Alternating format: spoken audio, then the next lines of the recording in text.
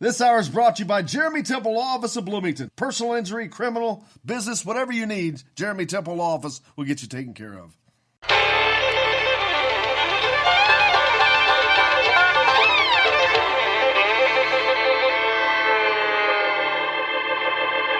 Well, we're coming to your city. Gonna play our guitars and sing you a country song. We'll all be flying higher than a jetliner. And if you want a little bang in your yin-yang, come along. Well, come on and welcome aboard Indiana Sports Beat with Coyle Leary coming to you, of course, from the Golf Club Eagle Point Studios here on this Monday, February 17th. Thanks a lot for joining us. I'm Jim Coyle. Of course, my running mate Todd Leary with us as well. And Jake here keeping us on track, back in action after we got taken care of quite nicely by our little intern, Jimmy Sutton. Great job. Lots to get to on the program today. Of course, the voice of the Hoosiers, Don Fischer, joins us. We'll also talk to Mike Schumann from the Daily Hoosier. Indiana basketball, of course, loses yesterday to Michigan. We'll be talking about that and the Big Ten Conference, where we are in that situation as we head down towards the end of the season. Let's look at college basketball over the weekend. Daytona 500 is back, kind of. Indiana baseball, not a bad run down there in Louisiana. Taking on LSU, women yesterday, you get a loss. So plenty to get to. Todd Leary, how are you? How was your weekend, man? It was good. It was decent. I mean, it's hard to – when you get Sunday, you get excited for a game like that in the middle of the day on Sunday. And, I'm not kidding when I tell you I'm a huge Indiana fan as well as we talk about them all the time. I mean, it ruins my day when they play like that. Yeah. It's just hard for people to – that's the thing. So many messages from people. Hard to watch. It is hard to watch. And that's the thing. It is. You're right. Because it's hard to watch because you're like, what? Dude, what are you all doing? It's like, what's – especially after you see him play so well against Iowa. And we talked about this on the postgame show yesterday. They weren't supposed to win the game. And so that's not – so losing is not the issue. It's making sure you give yourself an opportunity to compete. And not really sure that they did that. Yeah, well, I mean, so take for example right now, and believe me, I wouldn't trade this team for Virginia's team for anything right now. Virginia is probably the most painful team in the world to watch because they just physically can't score the basketball. It's not a matter of sometimes they do and sometimes they don't. They just can't. But one thing they can always rely on is their defense, and they're trying to win games 55-52. And they know they're going to keep teams. I mean, for the most part, they're always successful at keeping teams under 60 points defensively. And Indiana, I know Archie Miller is a defensive-minded coach. It doesn't mean he doesn't know anything about offense either. It just means he's a defensive-minded coach. At least he was at Dayton. And so I keep expecting this team to be better defensively than what they are. And when you watch Indiana struggle to score offensively, I mean – we're getting down to inside of 5 seconds, 3 seconds on the shot clock and chucking terrible shots up. And then to go down on the defensive end and watch Michigan just lay the ball in. I mean, I can't remember the last time I saw so many wide open layups in a game. And the pick and roll defense yesterday, I mean, I wish I could try to explain to you what they were trying to accomplish. It just didn't work, but I can't even tell you what it was. I mean, I've watched it. I can't even tell you what they're trying to accomplish. So, when you come out of a game and we can always complain, but you can make serious, straight up arguments about how bad the offense and defense were. That's pretty frustrating. Yeah, and I'm not looking to stir this pot, especially to stick you in it. But when you have that situation going on right now, a lot of fans, if you look on all the boards, the talking boards and all that and social media across, everybody's complaining because of the very things you just talked about of not having any semblance of what the hell they're doing, say offensively, and to be so inconsistent defensively. There's going to be a lot of questions. Now, I'm not saying where that blame lies on because it could be completely, totally on players, not buying in, not this, or a couple of particular players. I don't know where it lies. And I'm not saying it's Archie. I'm not saying it's Devontae. But there's obviously reasons for this level of play. Yeah, I mean, The fan boards, a lot of times we just chalk it up to people being angry and mad, and it's a way for them to voice their opinion. It's the new way. It's the new era. It's the way it is. It's different than the way it was back in the Bob Knight era, so you can't compare how it would have been back then versus how it is now. I think there would have been a lot of complaining back then too. Just the complaining wouldn't have been, who's our next coach going to be? Because that's what everybody seems to go to right now every 3 or 4 years if Indiana's not in the – yeah, I know everybody's going to say we don't even make the tournament, and I get that. If you don't make the tournament 3 years in a row, that stuff's warranted. I think Archie Miller would tell you that the talk should be out there because that's not the goal, and that's not what they're not accomplishing their goals. So, but I get a lot of what people are talking about now. I mean, Indiana fans in general, the state of Indiana has knowledgeable basketball fans, and they've been treated both from IU and Purdue for many, many years to really good defensive basketball and offensive basketball. What people don't really realize, in the last 15 years of Coach Katie's career, he ran the same motion offense and the same help side defense that Indiana ran. And, he copied that off of Indiana and Coach Knight, and they became very good at it. That's why IU Purdue games are always so good to watch back in their day, because they ran the same stuff on both ends of the floor. Both teams know what the other team's running. And now to today's world, everyone does have an opinion. We have our own opinions. We have shows because we have opinions. And, this is the times and this is the way it is. And they've got to deal with that. I mean, it is, I assume they don't watch a whole lot of the social media stuff, because if they did, it would drive them nuts. I hope they don't watch it. Honestly, Jim, I hope they don't watch it, because I hope they don't have time to watch it. I mean, I hope they're so busy watching game film and trying to fix stuff that not only would they not want to watch it, they don't have time to watch it. Well, you mentioned Purdue, and they're one of the teams as we get down to this time of the season.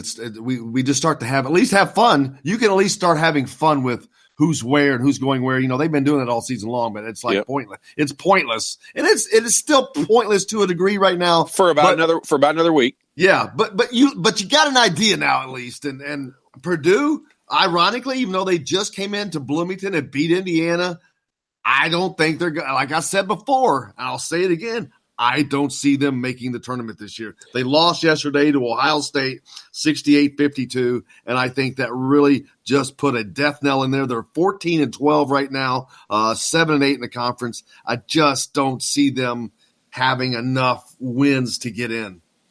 Yeah, I mean, here's you could truly look at it as a numbers game, and here's what you're saying, and here's what we've talked about is. Right now, you can't say who's going to be in and who's going to be. You can take those. There's probably 4, 5, or 6 teams you could say we're not sure if they're going to get in or not. But one thing that we can probably just look at it from a numbers perspective. There's not going to be more than 10 teams get in the NCAA tournament out of the Big Ten. Oh no! And there's probably only going to be 9 and possibly only 8.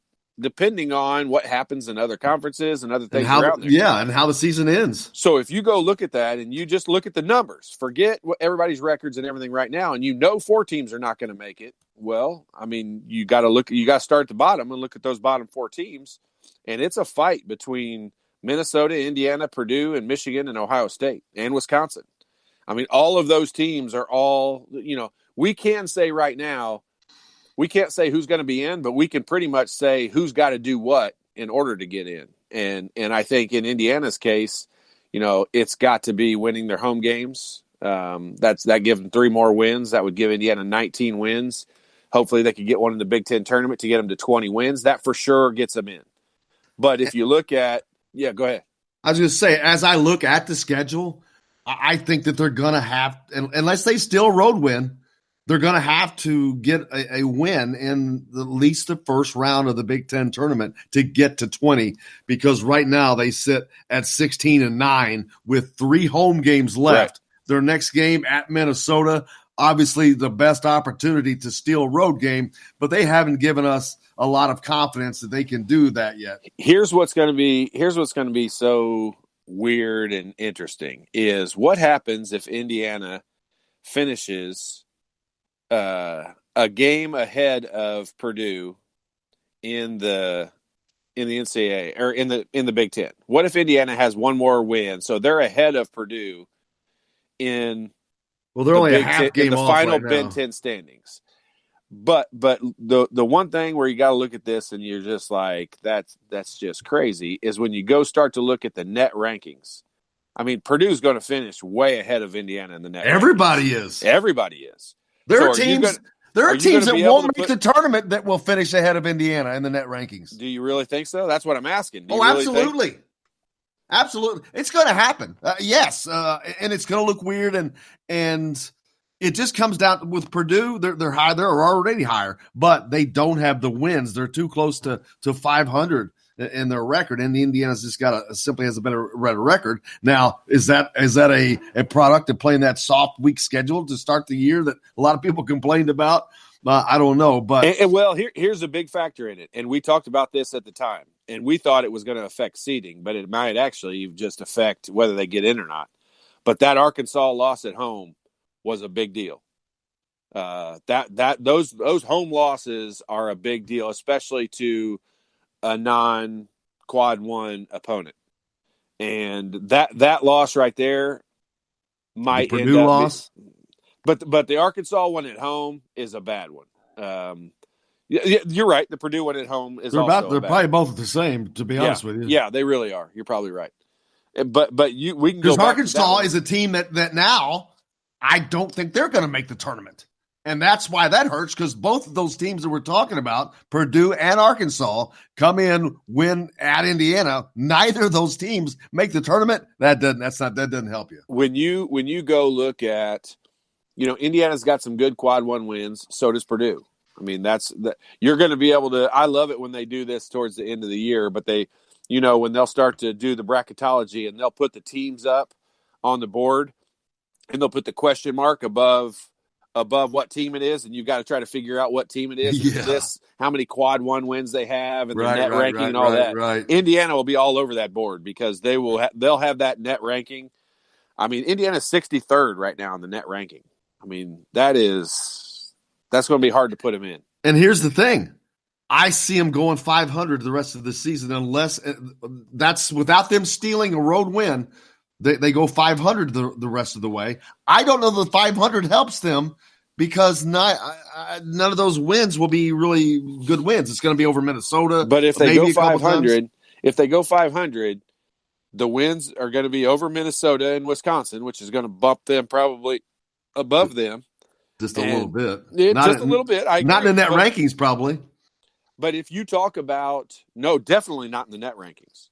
But if you talk about how tough the Big Ten is, if you win a game more than somebody else in the Big Ten, shouldn't that hold a crazy amount of value? Well, is it going to come down to the same thing again this season? Because if it's chalk, if they win at home, they get the 3 wins. It puts them at 19 wins. We had to Indianapolis for the Big Ten tournament. Same exact scenario with a first round win needed to guarantee a spot in the tournament. They couldn't do it last year. They may put themselves in this very position again this year.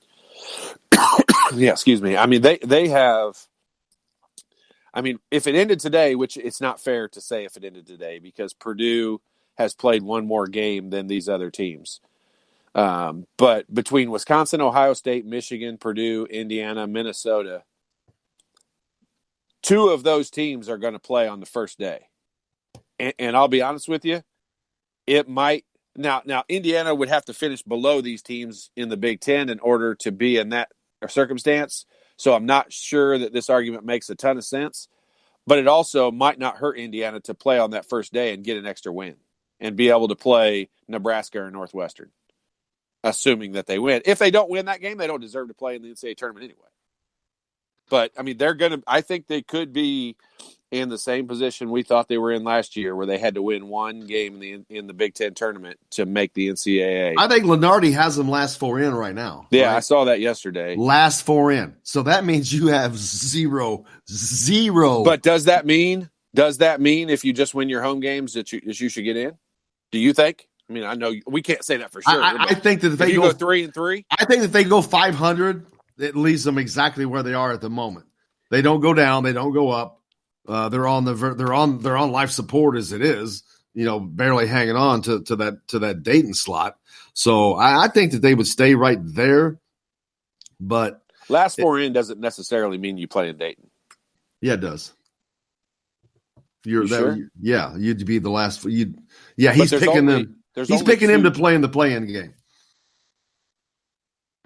That's where Joe Lunardi has him. That's that doesn't guarantee anything, right. But that's what he's saying. And if you're in the play-in game, you're in Dayton. That's where the play-in game's played.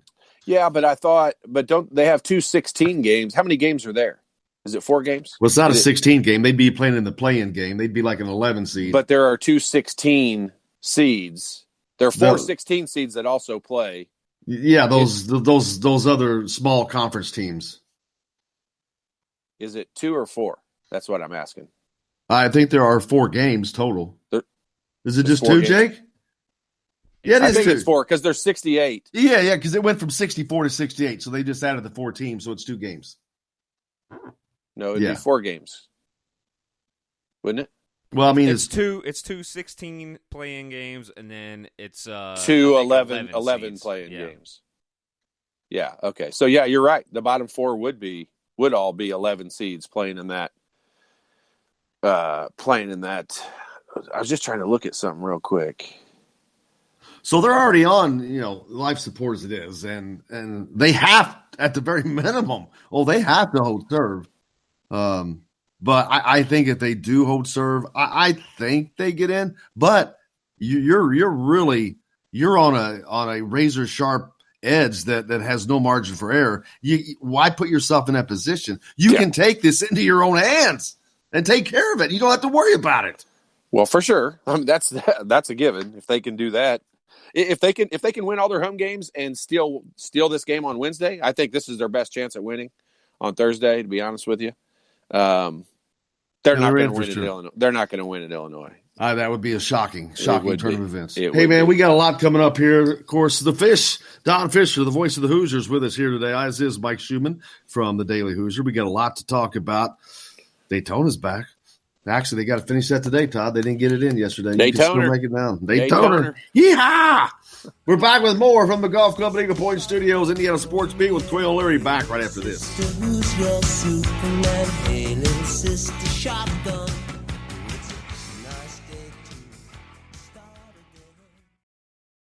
Hello, everybody. Jim Coyle from Indiana Sports Beat. When I'm not covering the Hoosiers, you can find me at Bubba's 33 in Clarksville, located on the northeast corner of I-65 at Veterans Parkway. Bubba's 33 has hand-tossed pizzas, bold burgers, and ice-cold beer from a select list of local craft brewers. An incredible food selection, all made fresh daily. Whether you're meeting the team for that post-win meal in the family dining area or meeting friends for happy hour to watch the game on one of Bubba's 50 TVs. Bubba's 33 in Clarksville. Pizza, burgers, beer. We all want a winning smile for those championship photos, and that's exactly what you will get at Reynolds Family Dentistry in Sellersburg. Reynolds Family Dentistry has been serving the dental needs of Hoosier families for over 30 years. Let Doctors Roger and Jay Reynolds take care of your family. Just off of I-65 at 809 South Indiana Avenue in Sellersburg. Call 812-246-3368. That's Reynolds Family Dentistry, 812-246-3368. I'm Rain Shaddy, and I'm a Hoosier. As a toddler, you could always find me running around in a cream and crimson onesie and a red IU hat reminiscent of those worn during the world-famous William Tell timeout, shouting, "Go Hoosiers!" Like many other alum, I chose to make Bloomington my home. As a civic and alumni leader, I have become very knowledgeable about our community and would love to share my insights with you as your realtor. Find me on Facebook or call or text me, Ryan Shaddy, with FC Tucker Bloomington Realtors at 765-623-9093. Now that warm weather has arrived, it's time to hit the links, and there's no better place than the Golf Club at Eagle Point in Bloomington. Voted best golf course by the readers of the Bloomington Herald-Times, the Golf Club at Eagle Point is under new ownership, has new fairways and bunkers, and it's open to the public. When the round's over, there's cold beer and a full menu at the Eagle Point Pub and Bistro. Call 812-824-1100 to make a tee time. That's 812-824-1100. The Golf Club at Eagle Point in Bloomington. This is AJ Moye. This is Dan Dockett. Hey, this is Michael Lewis, former Indiana basketball player. This is Indiana football coach Tom Allen. This is Jim Coyle with the Indiana Sports Beat. You can always like and follow us on Facebook. Always follow the show rebroadcast on iTunes, Google Play, iHeartRadio, Spotify. TheDailyHoosier.com is a great place to sign up for each and every day. Or, of course, on 97.7 The Ref in Evansville. Bad theater seats, cheap Halloween masks, my apartment, all things with obstructed views. Add to these large trucks and buses. 18-wheelers and large buses have big blind spots, and like my apartment, they don't always have the best view. Bus and truck drivers deal with blind spots around the entire vehicle. Always take care not to ride alongside or too close behind them. Our roads, our safety. Learn more at sharetheroadsafely.gov. Hey, it's Michael Lewis, former Indiana University player and current UCLA assistant basketball coach, and you're listening to Indiana Sports Beat. Don Fischer is brought to you by Jeremy Temple Law Office of Bloomington, located on the square at 123 South College Avenue on the southwest corner. Call 812-336-7229. Personal injury, criminal, or business. Jeremy Temple Law Office of Bloomington will get you taken care of. And now, here's Don Fischer.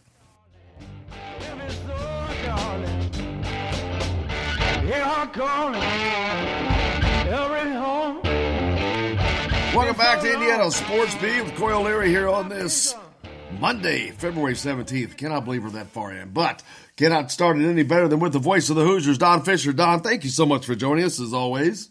Thanks for having me, Jim. Appreciate it. You bet. Up and down week for the Hoosiers. Of course, yesterday up in Ann Arbor, they did not get the result they wanted. A few days before that, back home in Simon Scott Assembly Hall, had a great game against a really good team. So it's been an up and down week for the Indiana Hoosiers this far, Don. Yeah, kind of a Jekyll and Hyde performance this past week. Obviously against Iowa, in breaking a 4-game losing skid. It was a really fine performance by Indiana. Obviously, Devontae Green had a tremendous ball game, knocked down 7 threes. Got, I think, 3 in a row early in that contest and just played terrific. He had 27 points in what would be arguably his second-best game of the year, his best being the Florida State game back in December. But there was no carryover to that for the Michigan ball game that took place yesterday. But all that said, from the standpoint of the Iowa contest, I thought Indiana executed their offense probably as well as they have at any time here in Big Ten play this year. They were able to put up big numbers on the board, 89 points in total. They had 45 points off the bench. Of course, 27 of those were Devontae's in that ball game. But they also got back to their rebounding abilities with 39 boards.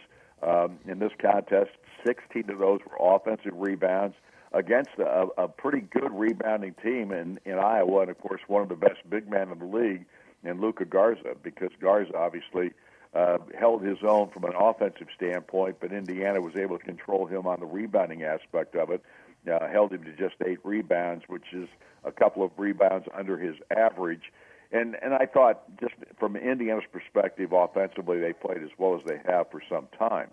That said, this is a basketball team right now that just doesn't seem to be able to carry things over. And obviously, when you can't carry things over, when you go out on the road, it's going to be a struggle. So without doubt, it was disappointing yesterday against Michigan on the road. And obviously, I'll let you ask me whatever you want to ask me about these 2 ball games. But from my perspective, this team continues to struggle with their mentality. That's the biggest issue they're having right now.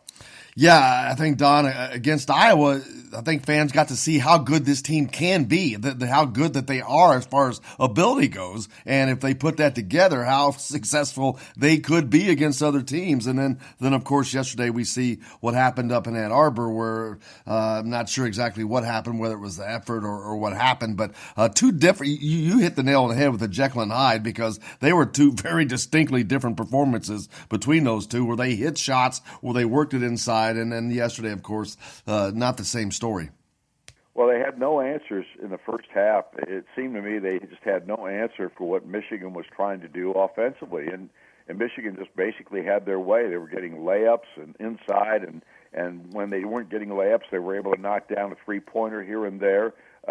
Indiana's defense just didn't show up yesterday. I don't know why that would be. They know that defense is the one thing that can travel with you, whether you play at home or road, because you're supplying your own energy, your own effort. It looked to me like maybe they made a little bit of a turnaround just toward the end of the first half. They have been trailing, I think, 3 or 4 different times by 12 points in that first half of play, and it kind of was hanging up there in the double figures for the most part, and Indiana was able to chop the lead down just prior to halftime to make it a 7-point game. But then in the second half, things just started unraveling. Indiana didn't do a good job of running their offense. They kind of made silly mistakes out there from an offensive standpoint. They couldn't hit shots again.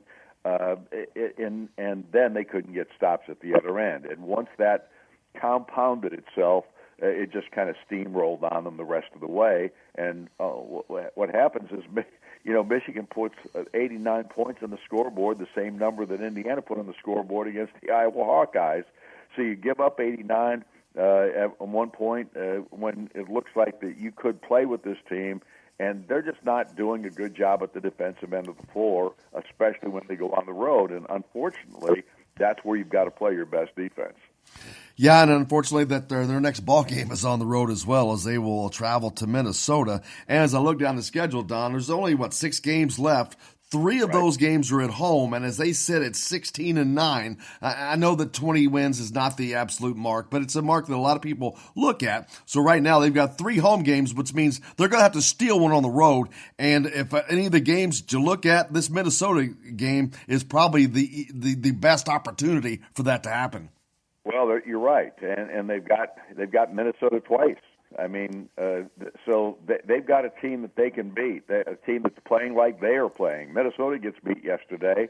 Iowa beats them at Minnesota 58-55. I mean, if you'd have thought that would be the final score of that contest, you'd be shocked, I think, for most people, because Iowa's a team that puts up a lot of points, generally speaking, and they trailed in that game a lot of the time, but they found a way to win it at the end.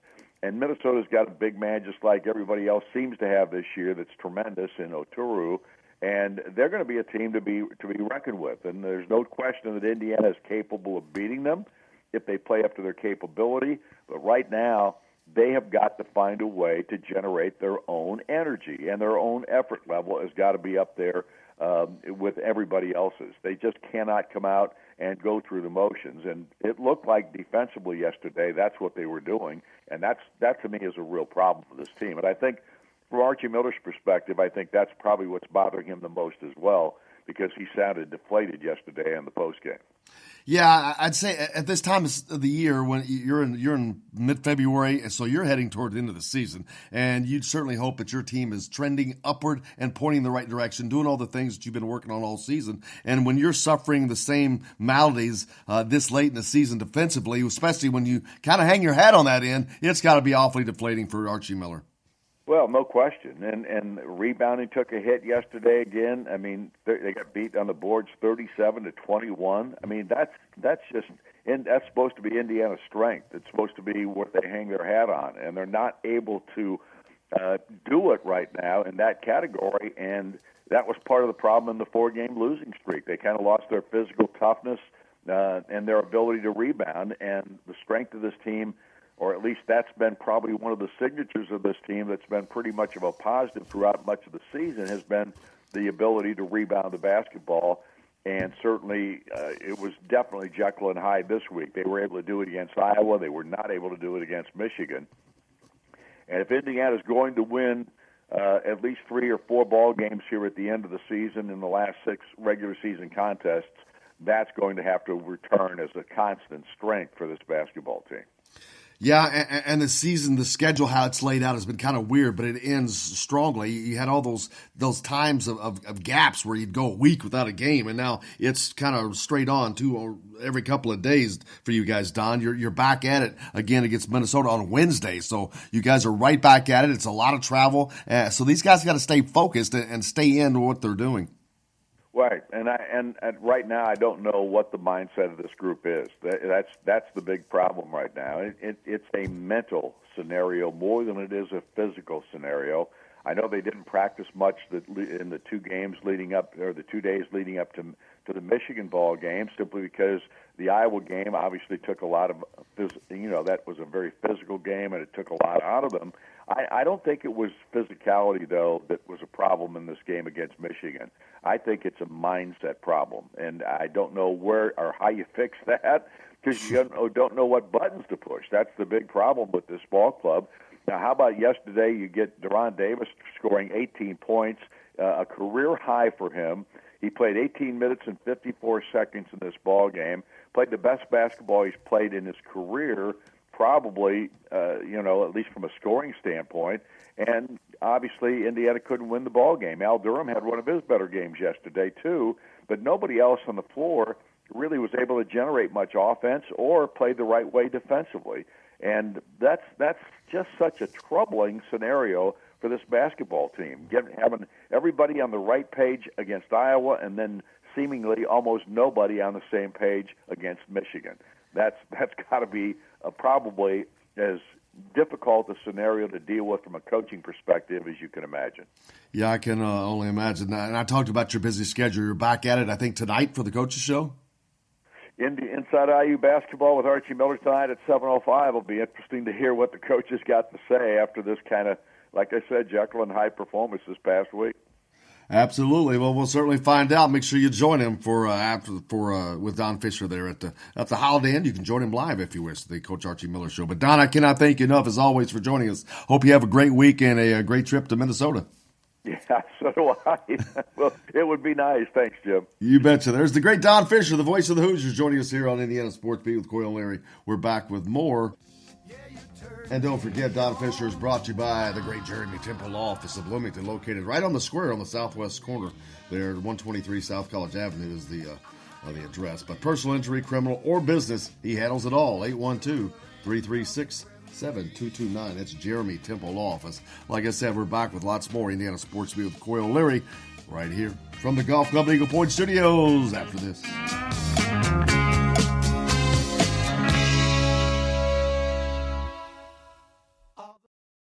Hello, everybody. Jim Coyle from Indiana Sports Beat. When I'm not covering the Hoosiers, you can find me at Bubba's 33 in Clarksville, located on the northeast corner of I-65 at Veterans Parkway. Bubba's 33 has hand-tossed pizzas, bold burgers, and ice-cold beer from a select list of local craft brewers. An incredible food selection, all made fresh daily. Whether you're meeting the team for that post-win meal in the family dining area or meeting friends for happy hour to watch the game on one of Bubba's 50 TVs. Bubba's 33 in Clarksville. Pizza, burgers, beer. We all want a winning smile for those championship photos, and that's exactly what you will get at Reynolds Family Dentistry in Sellersburg. Reynolds Family Dentistry has been serving the dental needs of Hoosier families for over 30 years. Let Doctors Roger and Jay Reynolds take care of your family. Just off of I-65 at 809 South Indiana Avenue in Sellersburg. Call 812-246-3368. That's Reynolds Family Dentistry, 812-246-3368. I'm Rain Shaddy, and I'm a Hoosier. As a toddler, you could always find me running around in a cream and crimson onesie and a red IU hat reminiscent of those worn during the world-famous William Tell timeout, shouting, "Go Hoosiers!" Like many other alum, I chose to make Bloomington my home. As a civic and alumni leader, I have become very knowledgeable about our community and would love to share my insights with you as your realtor. Find me on Facebook or call or text me, Ryan Shaddy, with FC Tucker Bloomington Realtors at 765-623-9093. Now that warm weather has arrived, it's time to hit the links, and there's no better place than the Golf Club at Eagle Point in Bloomington. Voted best golf course by the readers of the Bloomington Herald-Times, the Golf Club at Eagle Point is under new ownership, has new fairways and bunkers, and it's open to the public. When the round's over, there's cold beer and a full menu at the Eagle Point Pub and Bistro. Call 812-824-1100 to make a tee time. That's 812-824-1100. The Golf Club at Eagle Point in Bloomington. This is AJ Moye. This is Dan Dockett. Hey, this is Michael Lewis, former Indiana basketball player. This is Indiana football coach Tom Allen. This is Jim Coyle with the Indiana Sports Beat. You can always like and follow us on Facebook. Always follow the show rebroadcast on iTunes, Google Play, iHeartRadio, Spotify. TheDailyHoosier.com is a great place to sign up for each and every day. Or, of course, on 97.7 The Ref in Evansville. Bad theater seats, cheap Halloween masks, my apartment. all things with obstructed views. Add to these large trucks and buses. 18-wheelers and large buses have big blind spots, and like my apartment, they don't always have the best view. Bus and truck drivers deal with blind spots around the entire vehicle. Always take care not to ride alongside or too close behind them. Our roads, our safety. Learn more at sharetheroadsafely.gov. Hi, this is AJ Moyer, and you're listening to Indiana Sports Beat with Jim Coyle.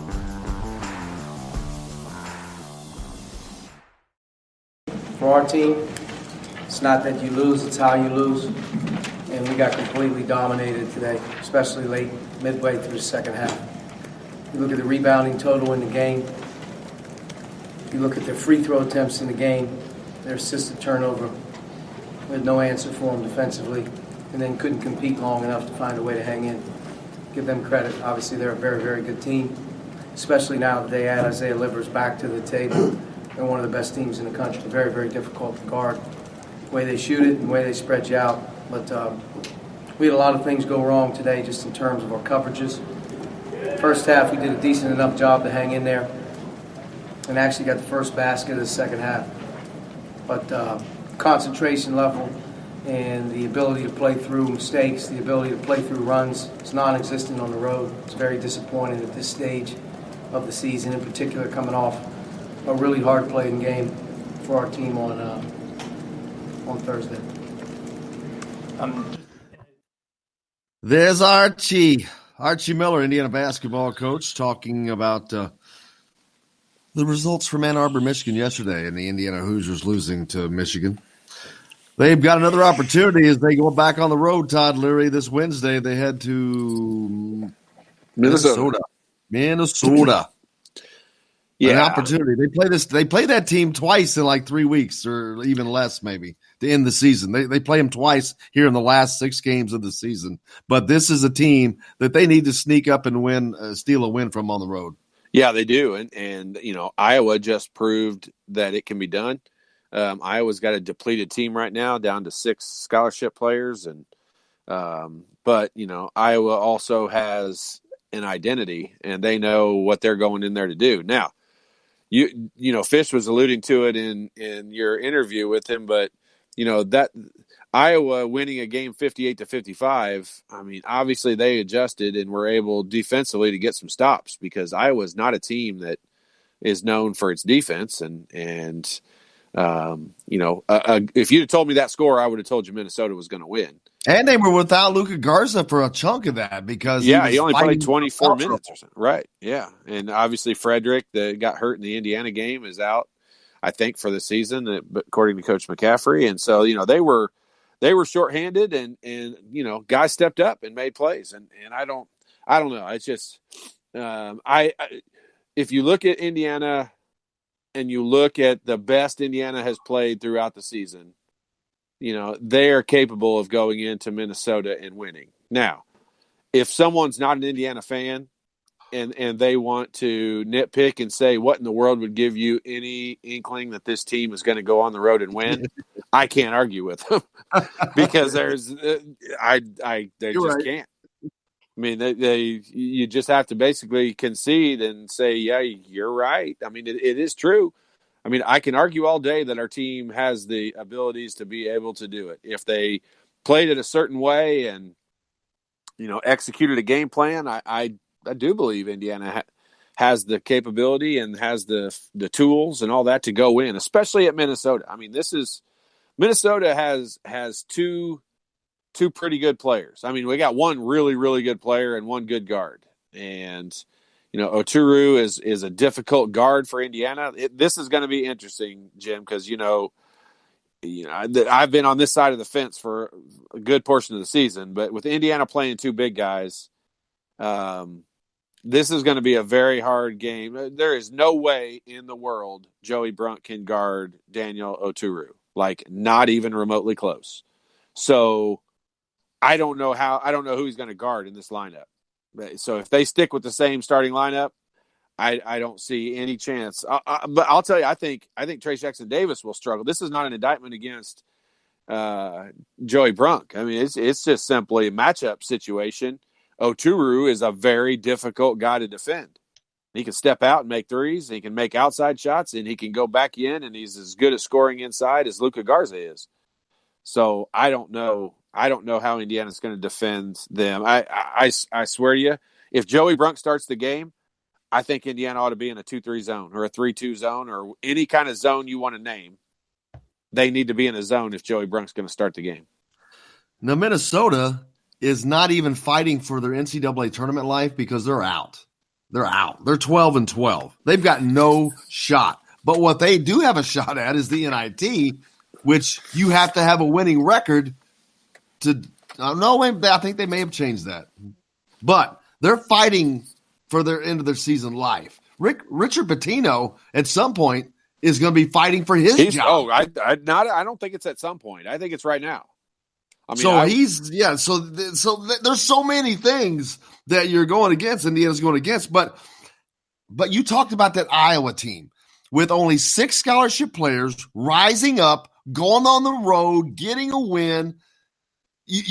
With Luka Garza, their best player, in foul trouble, they rose up. They decided to take matters into their own hands and say, this is what we got to do, and they did it.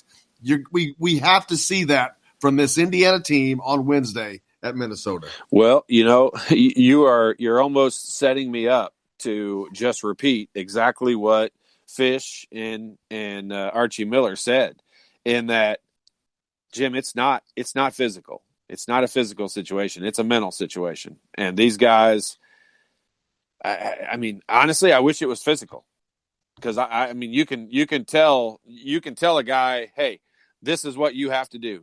This is exactly what you have to do physically, and you can expect him to go out and perform that. When it's mental, that's a whole different ballgame. And you're dealing with, 5, 6, 7, and right now 10 or 11 different mental attitudes out here on the team that are playing in the game. So, I mean, it's a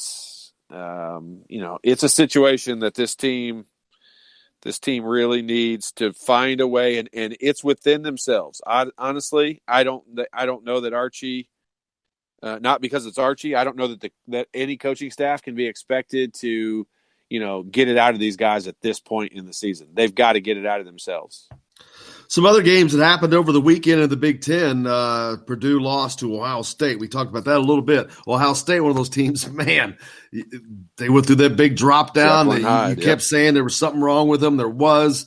They've kind of gotten that. They seem to have regrouped, coming back around. Michigan, another team, of course, they get the win yesterday over Indiana, but they're another one of those teams that's fighting for their playoff life. They're 16-9, same record as Indiana, very close, but obviously they have the win over them in the Big Ten, and they're sitting up a little higher. But Northwestern loses at Penn State. How about Penn State? Sitting second in the Big Ten right now. That's right. I just said Penn State is sitting second in the Big Ten right now. Alone. It's not like it's like a 7-way tie. I mean, they are alone in second place in the Big Ten. And in front of Iowa, in front of Michigan State, in front of Michigan, in front of Ohio State, in front of all these teams that we thought were going to be up there this year. Yeah. And then you throw in there, tied for third, Rutgers. I mean, who everyone's talked about what a meat grinder the Big Ten is, but I don't know that any of the prognosticators had Penn State and Rutgers up there at number in the 2 top and 3 4 in the top 4 of the Big Ten. Yeah, it's nuts. Let's see. Wisconsin, they beat Nebraska on the road 81-64. So now you got a Wisconsin team who is they're gonna get in. They've got too many wins, I think, even though from a record standpoint, they're 15-10. They're one of those real hard ones, but I just don't see them not getting in. They're 8-6 in the Big Ten right now. They're sitting in the top half. I just don't see how you can keep that team out unless they fall off the tracks. Yeah, I mean, and which is possible because, we talk about Indiana as Jekyll and Hyde. Wisconsin is as Jekyll and Hyde as anybody. And, but with, they've got some big time wins. The reason why their net ranking is so high is because they've got some big time wins on the road. And they won early on at Ohio State in the They Big are Ten. 4-6 on the road. That's pretty damn good. Yeah, and Indiana's 1-6 on the road. So, part of looking at what they have left. I mean, they've got Purdue coming to their place. We're talking about Wisconsin. They've got Purdue coming to their place. They've got Northwestern coming to their place. They've got Minnesota coming to their place. That game, the last game of the year in the Big Ten, which is going to be Indiana and Wisconsin, that game is going to have – I feel like it's going to have some ramifications. I mean, it's going to have some ramifications. It's probably especially for Indiana. Well, you know it. I mean, it could be if they're able – let's say they get that road win. Well, the 20th win will be riding on that. On that game. So there's plus, assuming they beat Penn State at home. Plus that could also be a play-in game right there, because that could come down to, like I mentioned, Michigan or Wisconsin rather. They're 15-10 right now. So they're sitting pretty good, I think, but I don't know that at 15-10 they can afford a lot of losses here at the end. So they're going to be fighting to get in as well. So that could be a play-in game for either one of those two teams, Indiana, Wisconsin. And if Wisconsin were to beat Indiana at home, it would be lights out for Indiana. Oh, yeah, it would be. I mean, the last 6 games for Wisconsin, 4 of them are at home. And they've got some fairly easy opponents. I mean, they've got – they're in solidly. I shouldn't say that. They've got Purdue, Northwestern, Minnesota, and Rutgers. I mean – yeah, they're in solidly. If they win all 4 of those, they're definitely in solidly. But this Wisconsin team, I'm not sold on them yet. Their quality wins, which look a lot more quality now than they did at the time. But they beat Marquette early in the year. Right now that's a good win. But they have losses. Listen to some of the losses they have. I guess this time of year they're not as bad. But they lost to Richmond, New Mexico, and North Carolina State. I mean, North Carolina State's not going to be an NCAA team. New Mexico probably is. They're decent. They're actually pretty good. Yeah, but losses in November are not nearly as big as or important as February and January, February. It matters. But, yeah, like you said, there's still losses nonetheless. I'm just trying to find quality wins for them right. is what we're looking at. I mean, they luck out because that Marquette game – I mean, so when they say a quad 1 win, is that how they finish at the year, or is it quad 1 at the time? Because that Marquette game would be a quad 1 win today, but when they played them, it wasn't. It's probably at the time. It's at the time, yeah. So that's not a quad 1 win. Rutgers also with a big win over who the hell did they play? 72-57. I can't even see who they played. Was that Penn State they played? Yeah, It was. No, it was Illinois. They beat Illinois. Yep. 72-57. Now Rutgers was at home. Rutgers, they're unbeaten at home. Unbeaten at home. It's crazy. Like 17-0 in the Big Ten, I think. I mean, 17-0 at home. Period. This season. And crazy. So their home games remaining. What's that, Jake? At home, pre-Big Ten. It had to be. They're 17-0 right now. Their home games are Michigan. They got Michigan and Maryland left for home games. So that Maryland will have an impact on the season for sure. But I mean, look at what Rutgers has. I mean, you tell me what do they do in this? They've got Michigan at home. We all think that they'll probably win that game. They've got at Wisconsin, at Penn State, Maryland at home, and at Purdue. They could lose 4 in a row to end the year. And that's 3 tough road games, and Maryland at your home court. There'll be some battles with that one. But, I mean, we're just sitting here. I honestly sit here and play this game in my head a lot because I'm trying to figure out Indiana's got to jump in front of – they've got to be a game in front of, a few of these teams. I think Purdue's going to be one of them. I think Wisconsin's going to be one of them. You mentioned Maryland. Maryland, the game of the day, of the weekend in the Big Ten at least, Maryland goes up to East Lansing, and number 9 Maryland comes away with a 67-60 win over Sparty. That was a statement by Maryland that they are possibly and probably going to win the Big Ten this year. They stand at the top right now, Todd, 11-3. We talked in the beginning of the year, whether it would be 4 or 5 losses for the conference champion. It looks like it's probably going to be 4. I'm thinking that maybe they'll get one more loss. Maybe they don't. I don't know. But Penn State, damn sure didn't expect to see them sitting at 10-4 at the top of up there at the top of the Big Ten standings. It's crazy.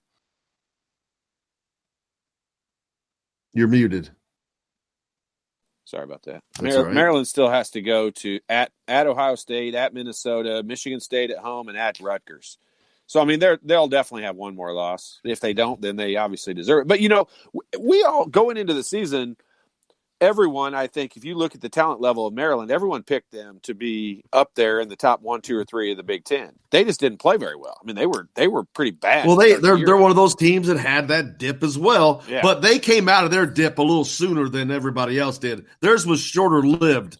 They got down there because they only lost 3 games. So I'll tell you, they have fixed it, and they are being much more consistent about it now. But when they don't shoot the ball well from the outside, they're not a very good team, and they could lose to anyone. They're one of those teams that could win the Big Ten and then end up, you know, in the Big Ten tournament, losing the first game to you know, Indiana or Ohio State or somebody like that. If they just don't shoot the ball well, Maryland is not very good.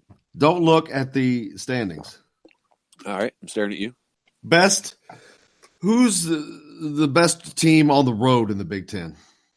Wisconsin? No. Who? Penn State? Penn State is number 1, sitting in second. 5-3. They're the only team in the conference with a winning road record. That says a lot in this Big Ten this year. Maryland, number 1, they're 4-4. Michigan State's 4-4. Those are the only teams that do not have a losing road record in the Big Ten. Yeah. I mean, that's why they're sitting up there at the top. Exactly. And you know what? To finish the year out, they don't have that difficult of a road schedule either. I mean, they come at Indiana. We're hoping that's a loss for them. They go to Iowa, and they're at Northwestern. So, I mean, they've got a real good chance of finishing the year out. Penn State is sitting in a decent position. Although, I mean, they've got to play Illinois tomorrow. I know it's at their home court, but I'm still telling you, Illinois is going to be a team to deal with when the NCAA tournament gets here. Speaking of the NCAA tournament, the Indiana women's team, they'll be heading towards the NCAA tournament this year, but they're not helping themselves right now with the seeding. Are you sure? Are you sure they will? Oh, yeah, they're definitely going, but they're not helping themselves in the seed line opportunity right now. They lose at home yesterday to Ohio State after leading after 3 quarters. You give up a 4th quarter lead. That is like the 3rd time that has happened to them this season, Todd Leary, and twice that has happened at home. That is, for a team that has played as well as they have, you talk about a weird anomaly because they have played so well, and they've done it consistently. But, boy, when they've laid an egg, they lay an egg. Well, the defense they've been able to rely on their defense for a good portion of the year, even when the shots weren't going down. But they gave up 31 points in the 4th quarter yesterday. I mean, that's a pace of over 120 in a 4-quarter game. So, and you don't see that many points scored in a women's game. No, heck no. Not you don't see in a 10-minute stretch, you don't see 31 points scored by anybody, period. So that's just obviously there was an issue. And Ohio State probably got hot, but it's just something you can't let happen. I mean, it's just you got to blame that on the defense without question. Yep, the Daytona 500. I won that. I won the Daytona 500 yesterday. How's that? Well, there was no winner. It got rained out. Back in action today, though, 4 o'clock, so you can catch all the action on Fox. Looking for the first NASCAR race of the year. Is anything any more anticlimactic than having to start a car race the second day? Do they start it where it left off, or do they start over? They started where it left off. And that was only the second time in 62 years that the Great American Race is going to finish on a Monday. So it doesn't happen very often. How many laps are left, do we know? Oh, a bunch, because I don't think they were barely into it. Oh, gotcha. Yeah, they were barely into it. President Trump was there. That was also the first time, I think, a sitting president gave the gentlemen start your engines call. Indiana baseball was down in Louisiana over the weekend and down in the Bayou country. They went 1-2 against number 11 LSU. That ain't a bad roll, man, to start the season, Todd Leary. You're going out against one of those SEC teams. You beat a team that's ranked 11th in the country. Right. On the road at their place. That obviously gives you a little bit of confidence. Yeah, yep. Heck yeah. I mean, any team in the SEC, they're good. I talked about it last week. Those warm weather states, man, and SEC. Yeah, is full they've of those. probably been playing outside for a Years. month and a half, Years. all year long. Hey, I haven't about to get out of here.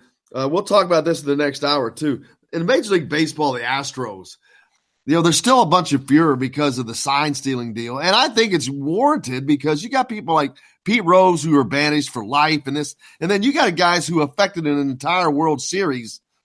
To me, this is no different than the scandal way back with Shoeless Joe Jackson. This is cheating, and they won a World Series because of it. We'll talk about that a little bit. See what your thoughts are. We got plenty more coming here on Indiana Sports Beat with Coyle and Larry coming to you, of course, from the Golf Club at Eagle Point Studios. Stay tuned. Mike Schuman's going to join us in the next hour as well. We're back with more right after this.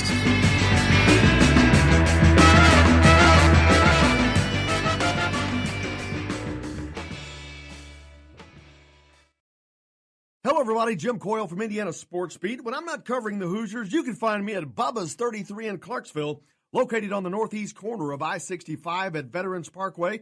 Bubba's 33 has hand-tossed pizzas, bold burgers, and ice-cold beer from a select list of local craft brewers.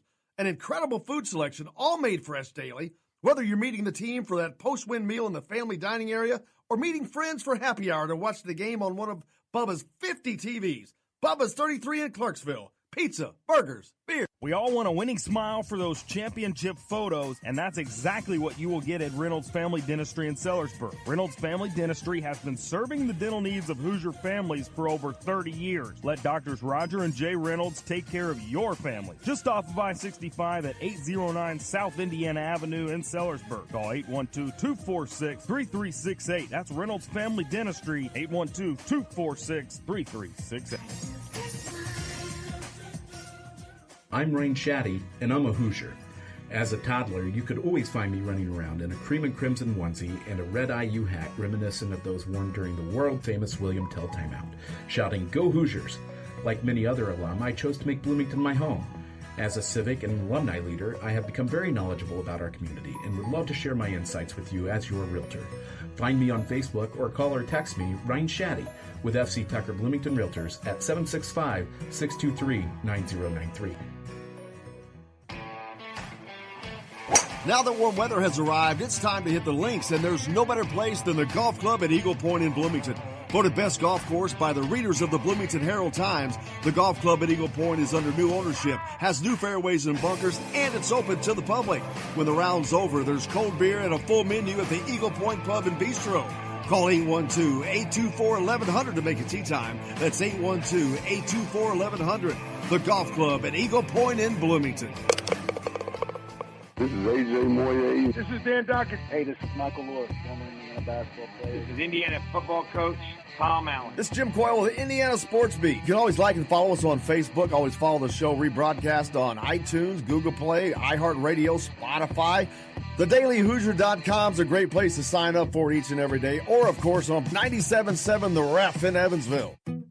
Bad theater seats, cheap Halloween masks, my apartment, all things with obstructed views. Add to these large trucks and buses. 18-wheelers and large buses have big blind spots, and like my apartment, they don't always have the best view. Bus and truck drivers deal with blind spots around the entire vehicle. Always take care not to ride alongside or too close behind them. Our roads, our safety. Learn more at sharetheroadsafely.gov. You're on the line with Jamal Meeks, former Indiana Hoosier, number 23, 1992. And I'm on the beat with Jim Coyle. I'm incredibly proud to wear the same jersey as you guys. The toughness, the heart, the discipline that we showed in the last 3 games was incredible. None of the stuff we talked about throughout was BS. It was all real talk, right? All the conversations we had was real. As we learn and as we grow, we are capable of anything, right? We don't define ourselves by the outcome of any situation. We define ourselves by the process in which we're going through. And when you look at it that way, and you look at it and say, how can I do my job to help this team operate to the best of its capabilities? It's incredible. It's incredible what we're capable of, right? You look at from the first game to the second game to the third game, exponential improvement across the board through everyone. Braden Tucker, where you at? Hell yeah, baby. What a start. Good job. What an incredible start. Coach Jeff Mercer, Indiana's baseball coach, talking to his team after they split a doubleheader with that number 11 LSU in Baton Rouge over the weekend. And that's why, Todd Leary, I love Jeff Mercer. He's a great coach. He's a player's coach, but he's a student of the game. You go out there, he's throwing batting practice in the post-game press conferences. If you listen to him, you can learn so much about the game. He really talks to you, not at you. He explains so much about what they're trying to do, what went right, what went wrong, why. He's just a joy to be around. But I think that this Indiana baseball program is going to soar under his leadership. Yeah, I mean, he's personable and a guy that, you also want to say he's only his second year into big time baseball. So I mean, he'll probably get a little bit tired of those interviews after 10 years or so. But for the time being, right now, you got to take for what we've got right now, and he is one of the better people to talk to and enjoy listening to, and he's there to give you the full explanation. Oh, let me tell you, you got to shut him down. Yeah. You told me that. Great. You were right on the money. But he's awesome. You love that. I mean, he's awesome. It's awesome because, like I said, if you listen, just go back and listen, you can learn so much about the game. He sounds genuine as can be about it, too. I mean, it's not a bunch of BS. And speaking of, Indiana has opened up their baseball season now, which means, of course, that was on the road, but they're coming back home, and I think they play next, or is it this week? Here's the 2020 baseball schedule. They play, surely not. LSU, UT Martin. That's in Mobile. They open up at home on February 26th. Oh my! February 26th. That's aggressive. That's aggressive. That's against Butler. But yeah, man, that is, oh my God. We're going to be out at the BART in February. Come on, man. That sounds awful. It does sound awful. And that's kind of weird because they went to Louisiana, of course, for those 3 games. They go to South Alabama for a tournament. They play UT Martin on the 21st. What did I say today is the 17th? So was that 4 days away? And then they play South Alabama, and then they play Siena down there. And then they come back home to open the home slate against Butler before going back on the road down south to Greenville, North Carolina. So they're doing the smart thing. Why they're coming home to playing against Butler in February, I have no earthly stinking idea. Remember when you were a kid playing in those baseball games on Saturday morning? I thought you were going to say playing in the mud, doing something still stupid. Probably like 65 degrees, and you would hit the ball and there's sting on your hands. Oh, that's the worst. So bad. Can you imagine in February? That's the worst. Oh, gosh. Yeah. My hands are ringing just thinking about it. Yeah, I remember spring practice. Whoo, and you hit those hard plastic balls. They don't use the regular baseballs. The difference is I actually made contact with the ball. You were probably whiffing it, so you probably don't know what I'm talking about. Jake probably knows what I mean. Exactly. My hands didn't hurt quite as bad that way. But good luck to Indiana as they open up the season. We'll be out there at the BART when they do that, so looking forward to that. NBA All-Star Game, man. Did you watch any of that? Are you kidding me? I watched none of it. Jake was asking me about it. Jake was in love with it because they changed the format. They went. Are you familiar with the Elam ending? That's the Elam ending. Apparently not. They use it. There's a tournament during what tournament is that, Jake? In the summertime that uses that? I'm not sure. There's one of those anyway. It's one of the tournaments in the summer, but they use the Elam ending where a specific number is determined with 2-3 minutes to play. Team A has to get to say 74 points, right? Or 74 is the number. Right. Whoever gets to that number first wins. They changed it apparently the NBA All-Star Game to that. Apparently Jake liked it. Jake, what do you think? Yeah, I mean it was pretty awesome. The first 3 quarters were. They reset the score every time, and the winner of each quarter, both teams had charities at both ends of the court, and whoever won that quarter, their charity got $100,000 or something like that. That's pretty cool. And, I didn't watch 1 second, Jake. Let me just guess. They split. It was pretty even, but I mean, the first couple of quarters were typical All-Star game type stuff. Right. But at the end of the fourth quarter, it was untimed. They had to get to 157, I think, and the team that won, the charity, got $300,000. And they had to score 24 points in that fourth quarter. And you would think with NBA players that would last 10 minutes. The fourth quarter lasted over an hour. No way. Yeah, I mean it was. He said they were going at it. He said it was the most incredible. Who was it? He said took 3 charges in an All-Star game. Yeah, Kyle Lowry took 3 charges. I mean, 3 it was charges in an All-Star game. It was like a playoff game with all All-Stars. Like it was intense. It was probably the best All-Star game I've ever seen. I'm speechless. I was getting ready to say you left Todd speechless. I mean. I would rather clean house. I would rather have to clean the entire house, including the toilets, than watch an NBA All-Star game. Well, but now with this scenario, I swear to you, you're making me want. I'm going to have to go back and watch it. Watch the fourth quarter at least. But then you might have lost me when you said it lasted an hour, because that's an hour of my life I can't get back if it's an NBA typical game. It probably I mean it was like it wasn't like a regular season game. I mean it was all the defense you get and everything in the playoffs, but they're all All-Stars. So, I mean, there's hardly any mismatches or anything like that. Right. And just nobody could score. I mean, it was interesting. It was pretty intense. Defense. When do you see defense in an All-Star game? Isn't the All-Star game in Indy next year? Yeah. Yes. We're going. We're going to do the show live. No, we're not. Why not? No, we're not. Boy. Zero interest in watching. I don't care. So anti-fun. No, I'm all about fun. What you described isn't fun. You just heard Jake describe how fun that game was, and it's going to be in Indy. The atmosphere, everything that goes with it, fun atmosphere. I'm not even trying to be the Scrooge here, but fun and NBA All-Star do not correlate. Like there is nothing about that's fun. I was looking at the schedule last night, and I'm giving these guys credit. Get off my lawn, old man. How in the world could you possibly care about a game when you have 82 of them? How could you possibly care January 17th, for example, about what your game is? They just play too many games. I mean, there's too many games that don't matter. I agree with that. That's why I absolutely agree with that. The guy that won the dunk contest blew out a candle as he slammed the ball.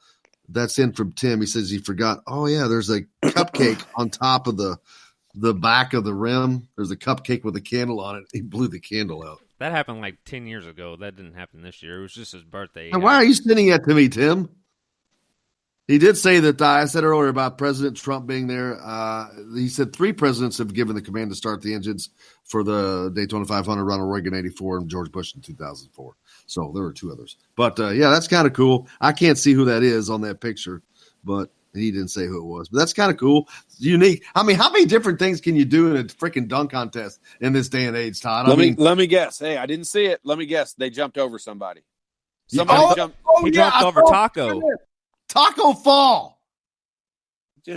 Who cares? Like, it's exactly what you just said, Jim. I agree. Like, I did not see 1 second of it, and I can guess to you what happened. I mean, what more can you do? Somebody probably threw it off the side of the backboard again this year and did some crazy dunk from the side. I bet he's a blast at Christmas time, Jake. I always know which package is socks and which package is underwear. I'm the guy that calls his present out before he opens it. Yes. I'm Scrooge. Mike Schubin's joining us here from the Daily Hoosier today. We'll talk about where Indiana is, where they've been, and where the heck they're going. Because, but he's going to tell us where they're going. Oh man! All right. I was going to say we can figure that one out. It's going to be right. Something. I'm excited now. I mean, this tournament, man. I cannot wait until. Forget the stupid conference tournaments. Stupid conference. You sound like Bob Knight. The stupid conference tournaments. Well, it's They're going to be a blast. Like I'm telling you, we are getting ready to have. I think even the conference weeks. tournaments are going to be crazy. I'll tell you right now. You go watch. I'll just give you an example because I watched them play this weekend. You go watch a team like Wright State. Okay, that team has Northern Iowa. Northern Iowa has a guy. I've already picked out who I want Indiana's grad transfer to be 2 years from now. It's a kid from Northern Iowa. I can't even remember what his name was. This kid makes more. This kid is Damon Bailey. Only he's from Cedar Rapids, Iowa, and he plays for Northern Iowa. He's a sophomore right now, and I'm all like, I'm going to try to figure out a way to get a hold of him and tell him to make sure he graduates next year, so that he can come to Indiana 2 years from now, because he is Damon Bailey. No tampering. That's not legal. I don't have anything to do with the program. You could be considered a booster. No, I don't know. I don't know how that works. I'm an alumni. Yeah, hey, I don't know how that works. As long as I don't give him any money to do anything, I can talk to him all I want about it. Oh, no, you can give money, apparently, if you're a true. coach. I just have to go to Memphis. You just got to make him a strong-ass offer. Oh, yeah. Did you see that Shaquille O'Neal's son is transferring to LSU? Does anybody else want to sit there and go, hey, ding dong, why didn't you go there in the first place? I don't understand who did he commit? What were you trying? At some point he was trying to prove he's his own man. And I think we can now just realize that was a mistake. And then, but see, LSU is another school. We've talked about the fact that Trenton Watford went there. We knew that nothing's going to happen to him this year. But I'm thinking that something's going to happen to LSU next year. Surely to God. You think so? You got to. You got a guy on tape saying the stuff that he said. You know good and damn well what he's talking about. Everybody does. But you don't know. Coach. Oh, I know. But, I mean, that will bring sanctions to the school.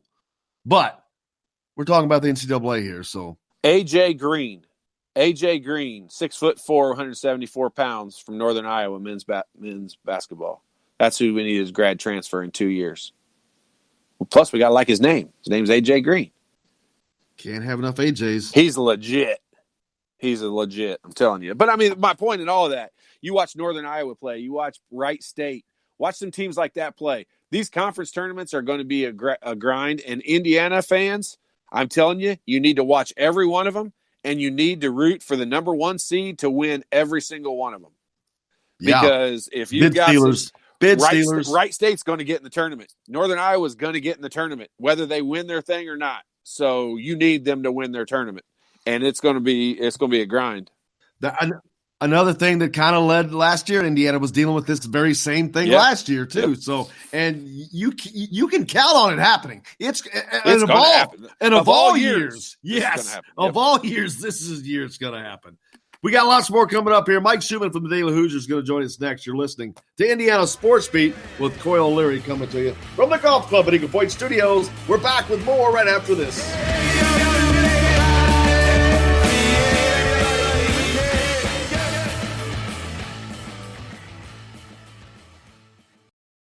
Hello, everybody. Jim Coyle from Indiana Sports Beat. When I'm not covering the Hoosiers, you can find me at Bubba's 33 in Clarksville, located on the northeast corner of I-65 at Veterans Parkway. Bubba's 33 has hand-tossed pizzas, bold burgers, and ice-cold beer from a select list of local craft brewers. An incredible food selection, all made fresh daily. Whether you're meeting the team for that post-win meal in the family dining area or meeting friends for happy hour to watch the game on one of Bubba's 50 TVs. Bubba's 33 in Clarksville. Pizza, burgers, beer. We all want a winning smile for those championship photos, and that's exactly what you will get at Reynolds Family Dentistry in Sellersburg. Reynolds Family Dentistry has been serving the dental needs of Hoosier families for over 30 years. Let Doctors Roger and Jay Reynolds take care of your family. Just off of I-65 at 809 South Indiana Avenue in Sellersburg. Call 812-246-3368. That's Reynolds Family Dentistry, 812-246-3368. I'm Rain Shaddy, and I'm a Hoosier. As a toddler, you could always find me running around in a cream and crimson onesie and a red IU hat reminiscent of those worn during the world-famous William Tell timeout, shouting, "Go Hoosiers!" Like many other alum, I chose to make Bloomington my home. As a civic and alumni leader, I have become very knowledgeable about our community and would love to share my insights with you as your realtor. Find me on Facebook or call or text me, Ryan Shaddy, with FC Tucker Bloomington Realtors at 765-623-9093. Now that warm weather has arrived, it's time to hit the links, and there's no better place than the golf club at Eagle Point in Bloomington. Voted best golf course by the readers of the Bloomington Herald-Times, the golf club at Eagle Point is under new ownership, has new fairways and bunkers, and it's open to the public. When the round's over, there's cold beer and a full menu at the Eagle Point Pub and Bistro. Call 812-824-1100 to make it tee time. That's 812-824-1100. The golf club at Eagle Point in Bloomington.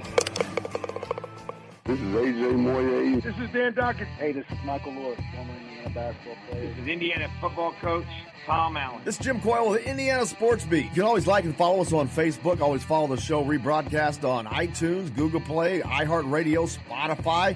TheDailyHoosier.com is a great place to sign up for each and every day. Or, of course, on 97.7 The Ref in Evansville.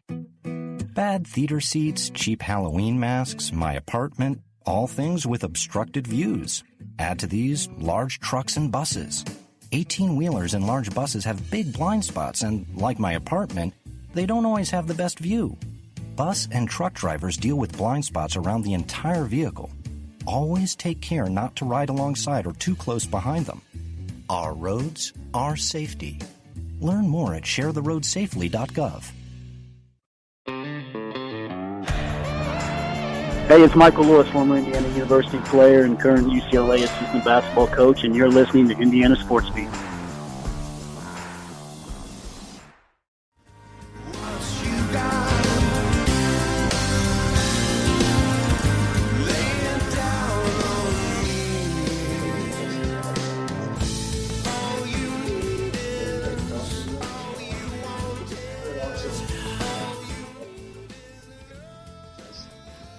Welcome back to Indiana Sports Beat with Coyle and Leary here on this Monday, February 17th. Joined now by our good friend Mike Schumann from the Daily Hoosier. Michael, how are you? Doing pretty good, guys. How are you? Can't complain. Nobody cares. No, they don't.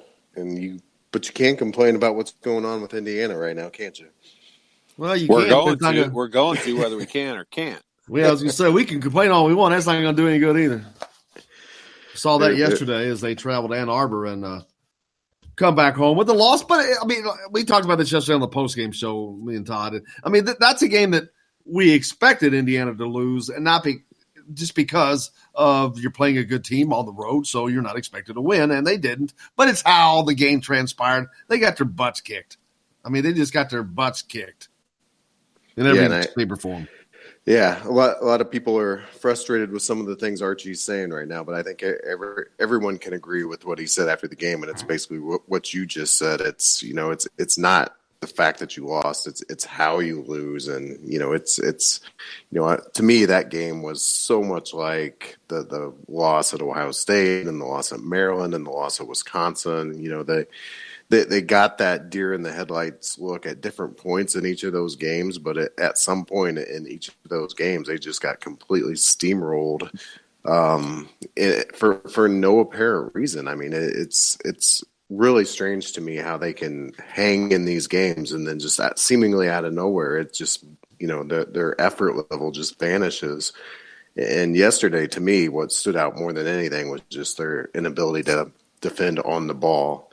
It was, just really throughout the game, and then especially, in the after halftime, I think it's reasonable to question right now whether or not they're, Rob Phinesee's really continuing to struggle with that abdominal issue that he had, because he's a really good on the ball defender, and I'm just not seeing that level of play, and he's not even getting the minutes really. He's never gotten more than 30 minutes in a game, which suggests that he's either still being managed or, maybe they just recognize that they're not getting the level that they need out of him. But on the ball, that was just about as bad as an effort as I've seen from this team all year. Is that load management? Is Rob Phinisee still under load management? That'd be a great question to ask Archie. I heard he really likes when people ask him about load management. Ryan in Northern Indiana says a lot of apathy within the fan base. Keep hearing, be patient. We're starting to sound like Cubs fans. Wait till next year. Yeah, I mean, I understand there's a healthy split right now.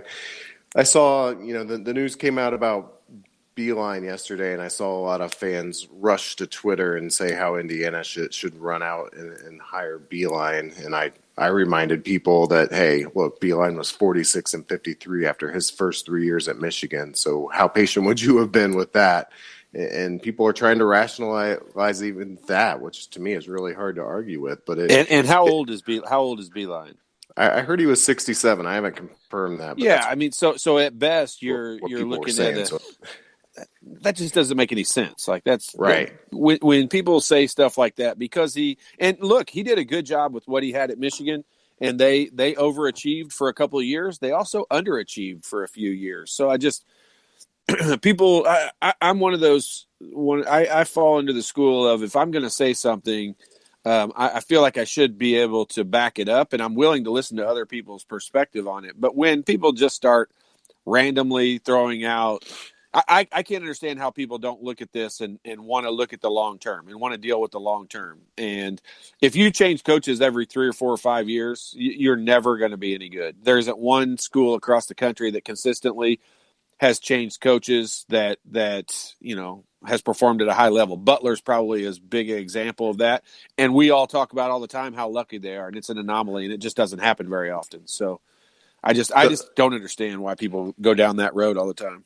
The one thing I'm struggling with, Todd, and you can speak to this as well as anyone, is just, why Archie can't seem to get through to these guys from an effort level. I mean, that seems like the one thing. I mean, I know, talent could be a factor. A number of other things could be a factor, but just getting through to kids, to get them to try hard day in and day out, that seems like a non-negotiable that a coach could be able to get through.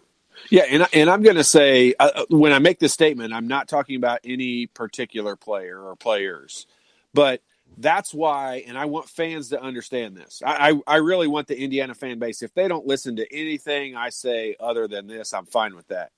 But stop only wanting the 5-star recruits. Stop wanting the top 25 or 50 or even 100 recruits, because they need to build a team off of guys who all fit well together and have a good attitude about playing. I'm just going to tell you straight up, I don't like watching this Indiana team because of their attitudes, not because of the way they play, not because of the mistakes they make, because of their bad attitudes. And they walk around like they're all cool guys. They have no reason to be. And they're a team full of prima donna guys who expect things to be handed to them. And when other teams play hard and smack them in the mouth, it's almost like they're offended. And so I want a bunch of kids.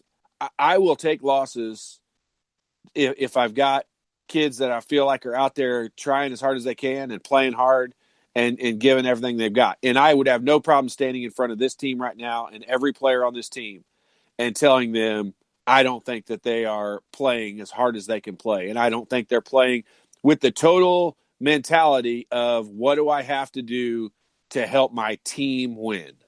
It's not about how well they play. It's what do they have to do. Jeff Mercer, the baseball coach, just said in an interview on the last segment, every single kid, they sit down with them and they analyze what they can do to help the team win.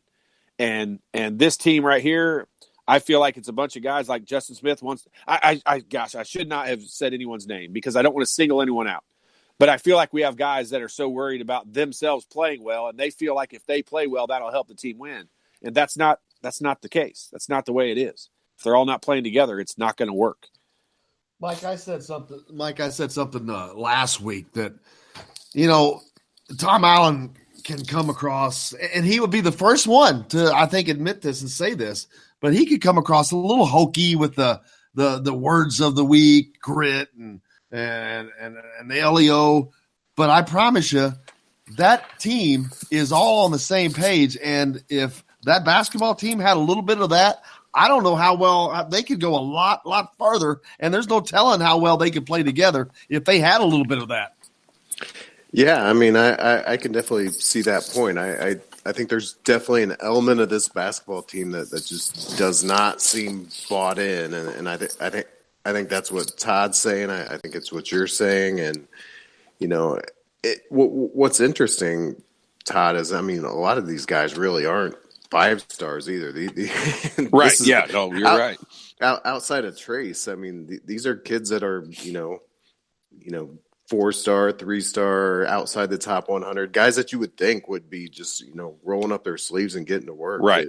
But they're not doing it. So I don't know if it's just, not the guys that Archie would have recruited. And I saw this. I don't know. I didn't see anyone comment on it, but I don't check social media as much as I probably should. But did anyone in the Iowa game see Archie Miller and Trace Jackson Davis when the timeout was called and they were headed to the huddle? And Archie was trying to talk to Trace Jackson Davis. And I think Trace Jackson Davis is probably, I've heard everyone say he's the kind of player every coach wants to have on their team. But Archie Miller was trying to talk to him, and he all but pushed Archie Miller out of the way to get past him. And Archie, I'm going to say 2, 3, maybe even 4 different times had to kind of grab him and bring him back in front of him. And Trace Jackson Davis wanted no part of anything he was going to say. But what does that tell you? I'm just going to say, like right now, if that happened, and you know what would happen in my day. Absolutely. He would have been escorted to the locker room. They would have cleaned his shit out, and he would have been headed to the parking lot. And yeah, I could say it. We're in overtime. Overtime. He saw me looking at the clock. I did. I did mean it, but that's just when I get on a rant like that, I lose my filter. But I mean that kind of thing, and I think Trace Jackson Davis is a great kid. I definitely think he's a great player. I don't think that he's a head case or an attitude problem. But that can't happen, especially out on the middle of the floor in front of everybody. That's not the first time we've heard that about Davis. Really? I didn't know that. I think Mike, when they're just not recently the similar situation that happened. When they were talking about a situation on the sideline with Archie. I don't recall one with Trace, but I definitely it was not with Trace. It was okay. Yeah, I got you. Yeah, I've seen it with other players, but I've not seen it with Trace. And that's my point. That tells me, and I see a lot of people talking about this now. I've thought this for a long time in other circles, but that really starts to talk to you about, is there a respect problem between the players and their coach because they're not playing hard. They're not giving their all. And you have to ask yourself, okay, why is that? How could that be? So you have to ask those questions, and that's one of the answers that presents itself as a possibility. And so I want to respond to that before Mike does, because I want to make sure that I say this way. If there is a respect problem, that's not an Archie Miller problem. That's a player problem. And if we have players that don't respect the coach, I don't care who the coach is, they need to go. 100% fact, without a question. They came to a school because a coach was there, and if they don't like it, they have the ability to pack up and leave. And that is not an Archie Miller issue. That's a player issue if they don't respect the coach. Absolutely.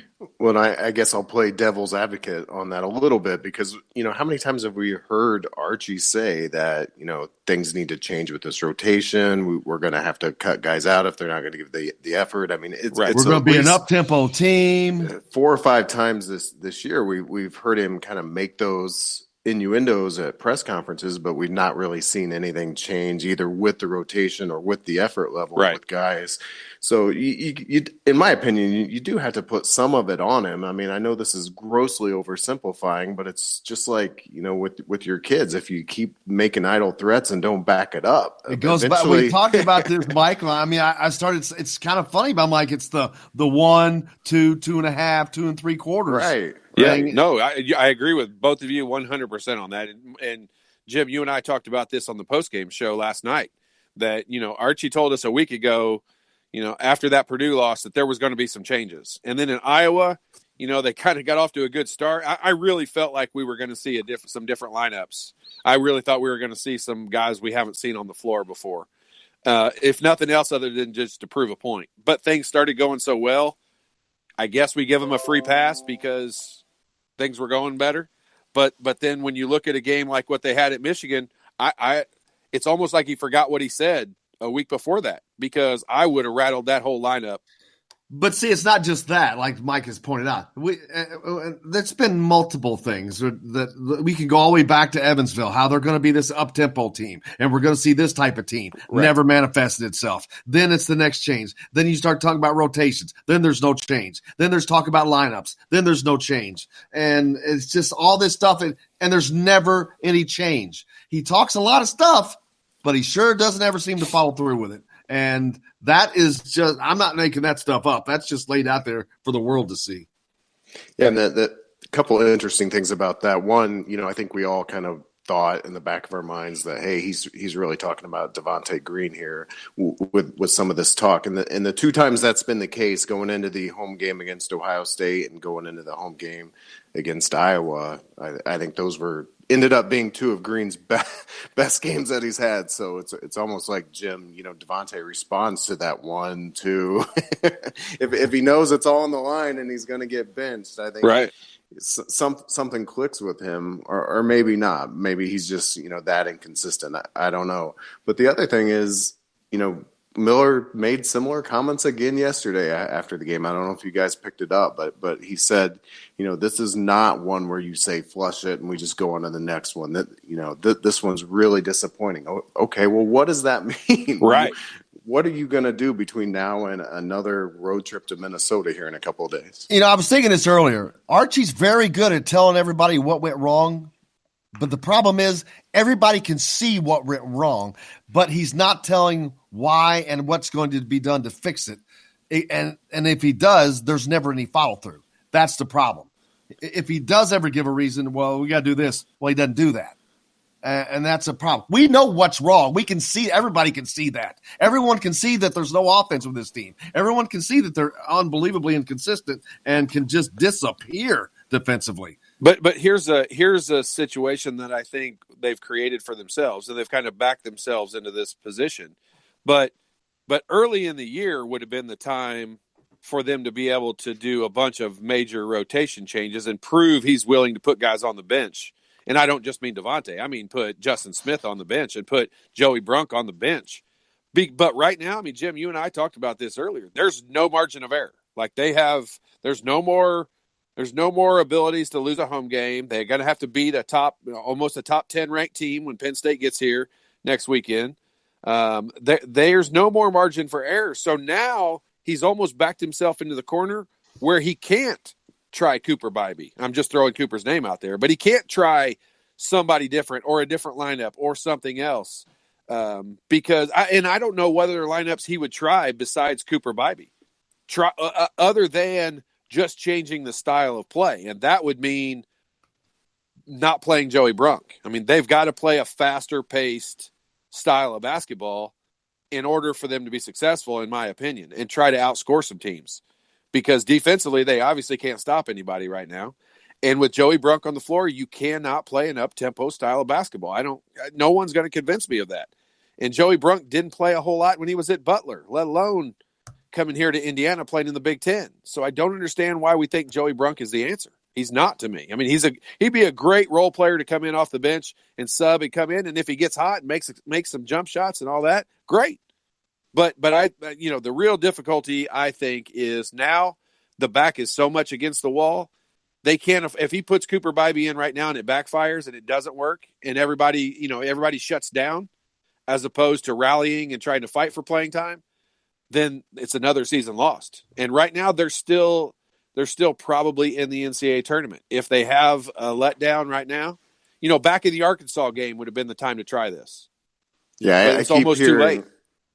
Sorry, Ted. I keep hearing fans say, well, Coach Knight would have, benched all the starters, and he did that at times. But guess what? Coach Knight had 2 or 3 national championships behind him, and he still had teams that were contenders. Your point's spot on. Archie's not in a position to do that. If there's one thing that he has to get done this year, it is make the NCAA tournament. Make the NCAA tournament, no doubt about it. They don't have to win a game. They don't have to do anything, but they cannot miss the tournament. Yeah, and so you're spot on. He doesn't have that option. If it were me, if there's one thing I think he can do without making wholesale changes, playing walk-ons, all that craziness, it is just going smaller with the lineup. You know, Yep. more Armand Franklin, more Jerome Hunter, more Race Thompson. You know, I'm beyond frustrated. Maybe the numbers don't back up my sentiment, but this lineup of Smith, Jackson Davis, and Brunk all at the same time, I just don't know what they get out of it. Whatever. It's terrible to watch. It's boring, and it's not successful. So I don't understand what aspect of it. It's not good offensively or defensively. So tell me what in the world would make them stick with this and continue it. I can't understand it. I can't either. Julia agrees with it. She hits us up on the text line. I don't know where Julia's from. I asked her where from, but she agrees with what Todd is saying and the rest of us, according to Coach Miller's comments. She no longer believes Coach Miller. And I think there are a lot of people, for good reason. When you say the same thing over and over, when you cry wolf and there's nothing, man, you cannot do that as a coach, because now forget about the fans that you're losing. If you're losing the fans, you're probably losing your players. Yeah, well, I mean, I don't know that I'm turning this into, based on the way you just read that. I think you're saying that I'm saying there's a coaching problem. No, I didn't mean to do that. I didn't mean problem. I didn't mean to suggest that. This is from Julia. She just agrees with what you're saying. She loves the show, agrees with what Todd was saying. I think Archie messed up from the standpoint of not backing up his threat way back in December. Now it's almost too late. Like, are you truly willing? I want him to shake the lineup up, but back in December, I wanted him to try Cooper Bybee and try him in the game and see if he could play at a competitive level. Now and today, I've given up on that idea, and I'm talking about more like what Mike's talking about. I think the Armand Franklin experiment as a freshman is over. I don't think he's capable of playing at this level right now. I think he will be next year in his junior and senior years, but I don't think he can play and contribute a whole lot right now. But I do think they've got enough with Jerome Hunter. But I'd put Jerome Hunter in the starting lineup, and Jim, you know, of all people, he's been one of my least favorite players throughout the year. But in order for this team to play the way they need to play, in my opinion, to win, which is fast and up pace and up and down the floor, I don't care. I swear to you, I don't care if they come down in a 2-3 zone and play nothing but zone the rest of the year on defense. I truly don't care. This is going to come across a little hard, but I agree that they should have done this a long time ago, but they should have done everything a long time ago. And it's how it seems to be turning out here. It's always that didn't do it, should have done it, didn't do it. I've seen that in multiple times. And how long does that continue before you're like, okay, this is not working? But at some point, okay, so when you look back at the last game against Iowa, Devontae Green had a great game. You know, he played above his expectation level. Even as good a shooter and streaky shooter as he is, you know, we can't expect him to make 7 threes every game. But how many possessions into that game last night did he even get a freaking shot? Okay, but hang on a minute. But when you look at him doing that performance, okay, we all agree that was a pretty outstanding performance. Absolutely. Name another performance besides that one that you can remember any Indiana player doing that we thought, oh my gosh, this guy just played an unbelievable game. Exactly. Crickets. Exactly. You got to have it, right? You should be able to come up with 7 of them off the top of your head. You should be able to say blank against blank and blank against blank. And that's what other teams have done. And that's what I'm saying. I don't care what the system is. The system wasn't any different against Iowa than it was against Michigan on Sunday. It's that we had a player step up and make plays and do some stuff that, okay, that's why we recruited him. And right now, our players are not stepping up and doing that. This is a player issue. This is not a coaching issue. This is the players at some point realizing, oh my gosh, we're sucking. Like we're terrible and we're not playing very well. And I've got to start playing to the ability of why they recruited me, because this is a player issue. You can't name the last great performance we had out of a player besides Devontae in last game. And I know we could go back game by game. You can go back to him against Ohio State. That's probably the other last one. Think about it. I mean, in the Big Ten play, we have not had anyone on our team consistently play above their expectations. And that's what Bob Knight used to get out of his guys. And that's what I'm saying. It's partial coaching. Yes, it is. But it's also the majority of it is on the players. And they've got to step up at some point and realize they're the only ones who can score baskets and get stops on defense.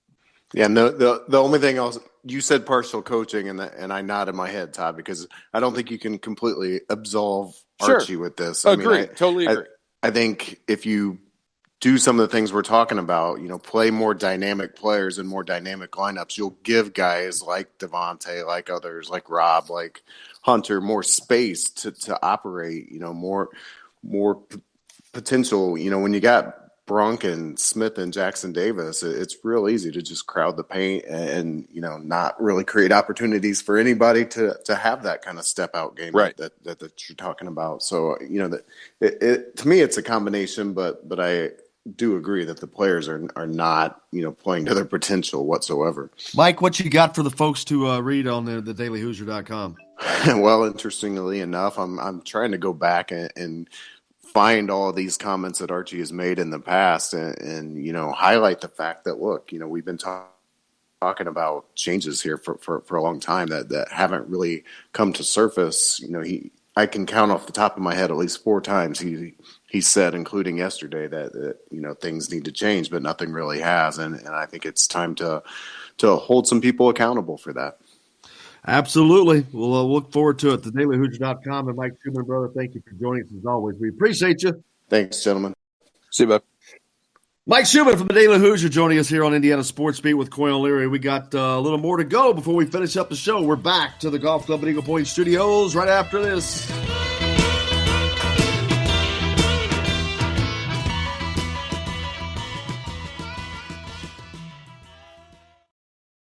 Hello, everybody. Jim Coyle from Indiana Sports Beat. When I'm not covering the Hoosiers, you can find me at Bubba's 33 in Clarksville, located on the northeast corner of I-65 at Veterans Parkway.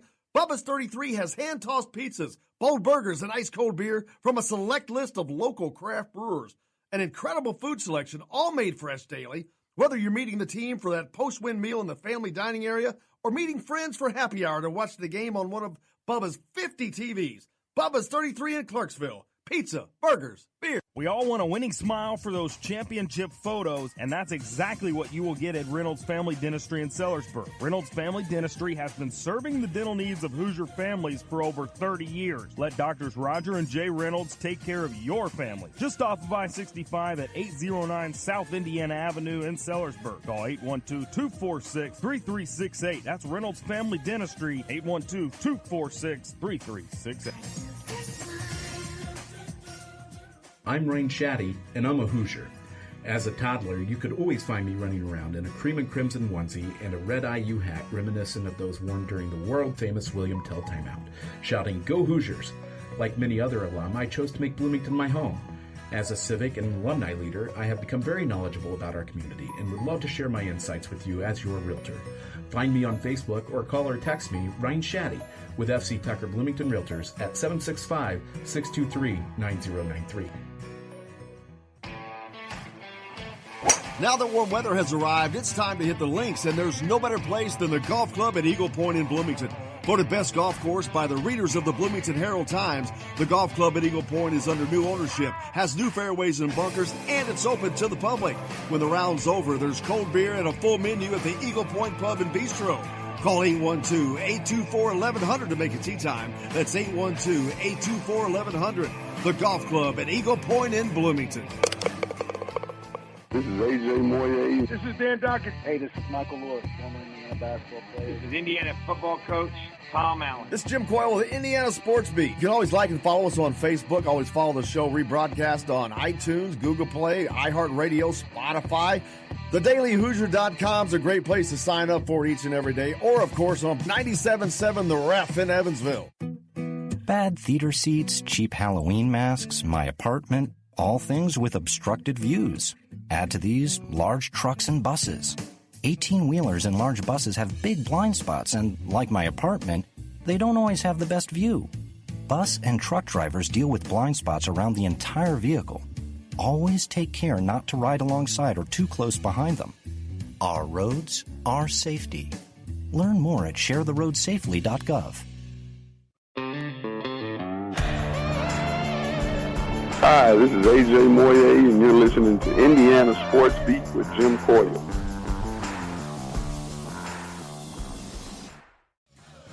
Absolutely. Say it again.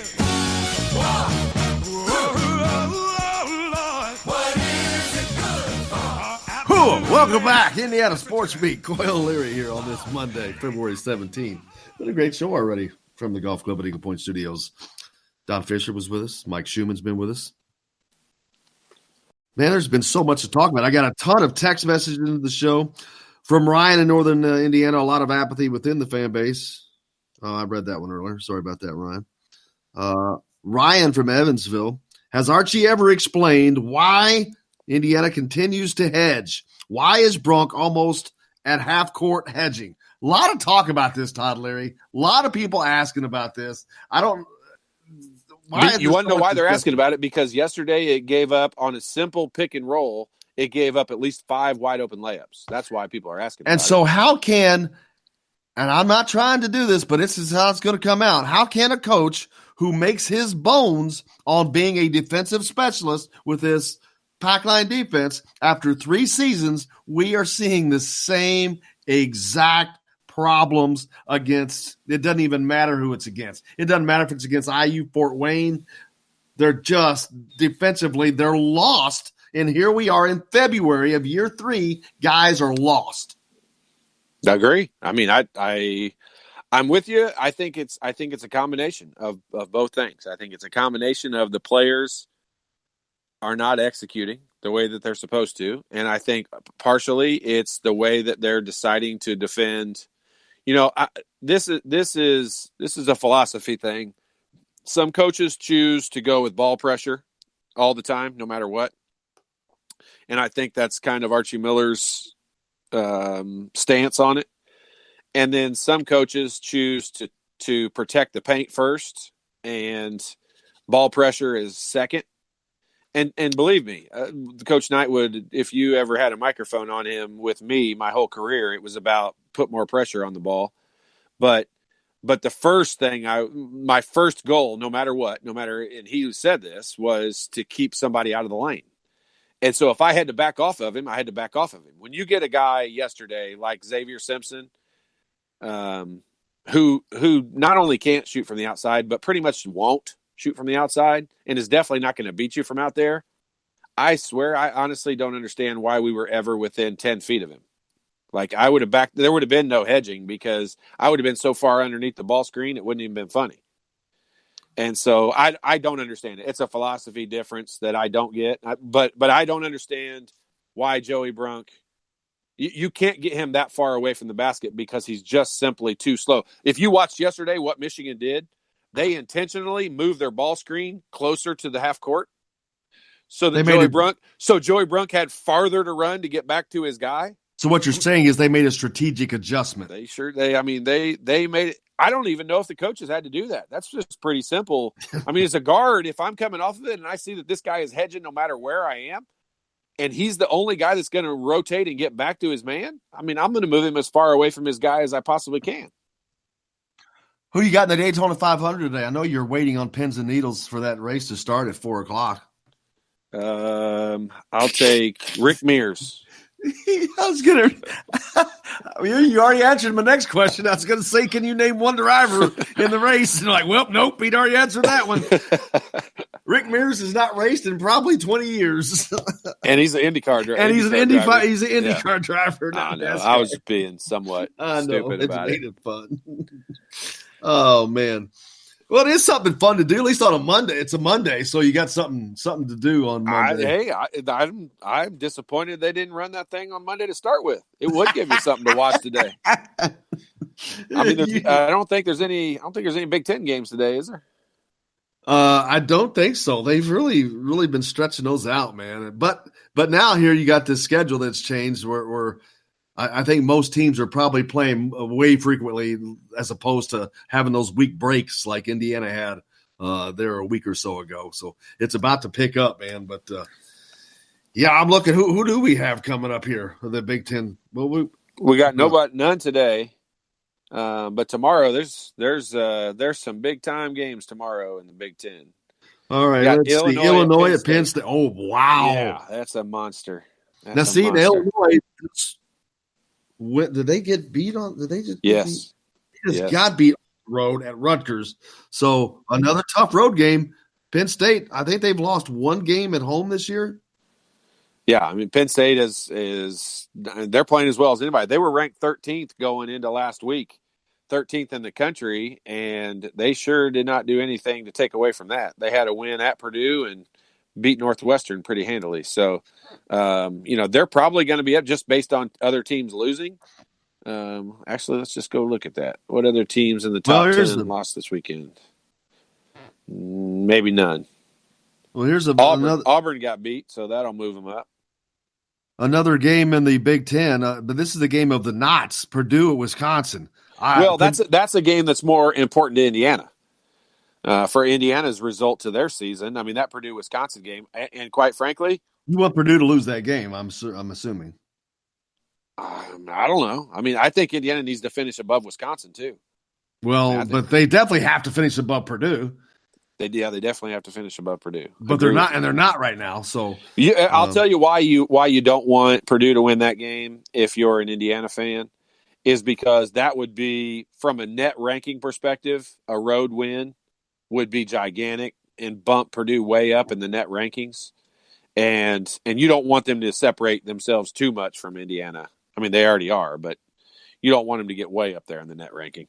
You got Northwestern traveling to Maryland. Nothing. Nobody cares. But, hey, how about the game of the night? Well, before I get to that one, Dayton. How about Dayton, number 6? They've lost twice this season.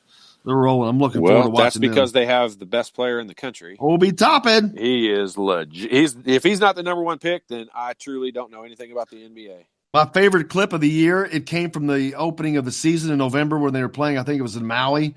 I forget who they were playing. But this big dude is standing out right in front of the other team's bench.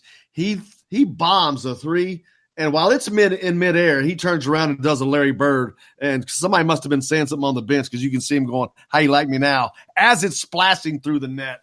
It was pretty funny. Yeah, he's legit. I mean, he is. That guy can do everything, and he's so crazy. I mean, his game is so built for the NBA. It's not even funny. The game of the night tomorrow night, I am looking forward to. It's not in the Big Ten. It's in the SEC. Kentucky traveling to Baton Rouge to take on LSU.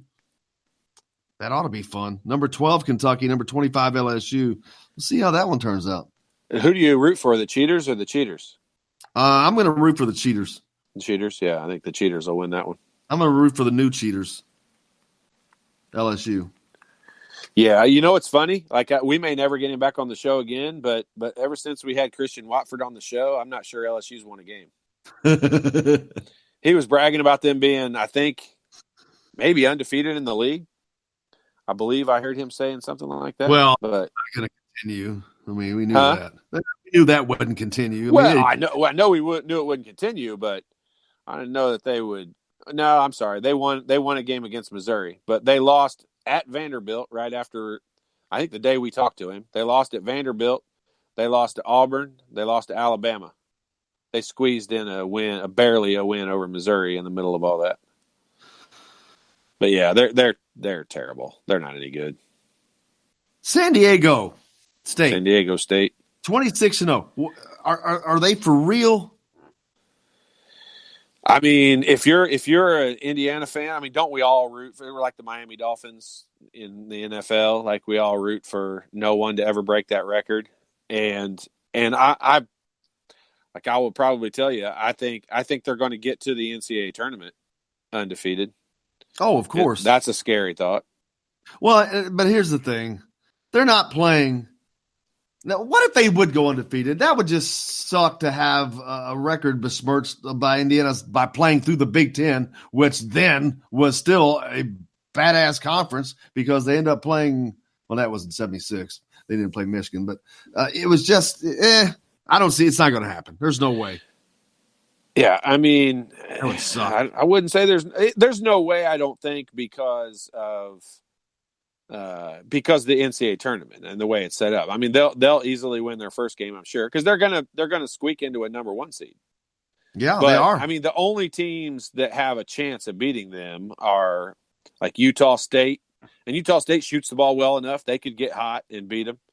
But all of that's going to be in their tournament because their only remaining games are UNLV, Colorado State, both at home, and then at Nevada. We'll be rooting for Steve Alford in that at Nevada game to end their regular conference schedule. But I mean, they're probably going to go into what are they, 26-0? They're going to be 29-0 going into their conference tournament. A lot of teams in the top 10 of the power rankings that Indiana has played. Florida State's number 9, a win over them. You got Penn State number 8. You got Maryland number 7. Dayton Flyers number 6. It's going to be fun to look at, man. It's already fun. It just is. It's starting to get frustratingly fun. Well, tomorrow on the program, Chronic Hoosier joins us as always, and hopefully we're going to have Dana on here. That Dana Bimbo, Huntsinger, that you spoke with on your article with. You need to pronounce her name all the way through, otherwise it sounds like you're saying Bimbo. There you go. You're right. What about just call her Dana? That's a great way to put it. I'm sure she's had plenty of the bimbo jokes over her lifetime, so she'll get a kick out. She won't care at all. She'll get a kick out of it. She's funny. Well, looking forward to it. Hopefully we got her on tomorrow along with Chronic Hoosier as well, so we got plenty to get to. Looking forward to it, man. Thanks a lot to Mike Schumann for joining us today. Also, the voice of the Hoosiers, Don Fischer, as well. But most importantly, thanks a lot to you guys. Make sure you share the show. Any opportunity you get, whether it's on Facebook, Twitter, wherever, please give it a share and follow us on Twitter at Leary Todd and at Jim Coyle ISB. We appreciate you very much. Until tomorrow, for Todd, for Jake, I'm Jim Coyle. I will see you on the radio.